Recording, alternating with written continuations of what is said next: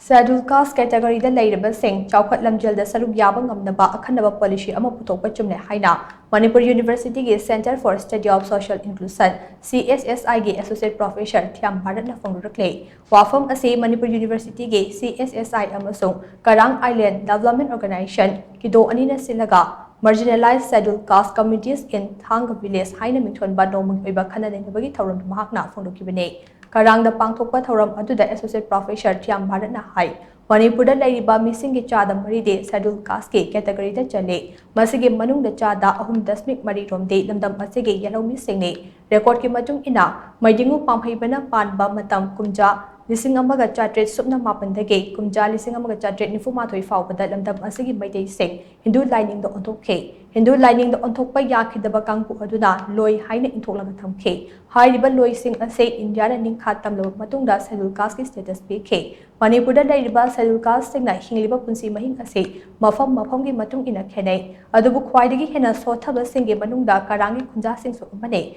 makhoi gi chathok chasing gi pambai ase ising lambi natana atai leite maram aduna mai masen ana layeng amade chakwa tharangi lamda khumang chawsin bangamda leide Maram aduna scheduled caste sing ase thong manana khunai ge Chaokhat-Lamjel de yawba ngamnaba mari leinaba singna policy sembagi tangai fadaba lei ngasi pangthokliba khana leinaba thoram asige report ama University Grant Commission da thagane report adugi matung tarakpada kari karam khongthang lokhatlakpage haibadu ngaiminasi haina MU gi Associate Professor Thiyam Bharat na makhata na phongdokhe Thoram aduda Karang Ward number 3 Thanga Part 1 Gram Panchayat ke member Hawizam Gaurahari amasung Karang Island Development Organization President Salam Kheda amade Karang Hallaman kayasu sarbyakhe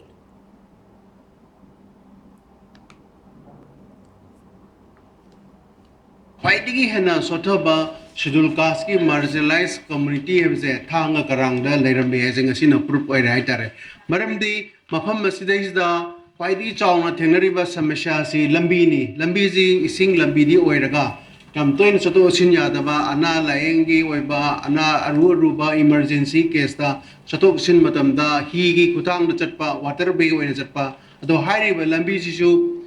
September, Digi January Bogoda, my weather conditions, Patragani Sato Sinyadaba, Adon transportation problems, Aduk Yamna Chong Teneriba, Lamdam Mama, Lepam Silibiriba. So we marginalized scheduled caste communities in Asia Quina Kango Pangam Haitare. Aduna Leiraba, the school, upper primary school, Angang Singer Laira Suta music class, 8 Baktani, Mashi Loirakanda, Trapava, Imu Manuna, Tanga Karangi, Mapana, Chalaka Impal, Lower Shum, where I'm like Makata Tamanba, Namdabana Seda, Ngami Oina, Adum Leiraga, Pagi, Imu Manungi, Angang Sem, the Baponaba, Magi, income livelihood Pangnaba, Pagi, Nga Pabigi. Kanosina sinbam da noina lei baitare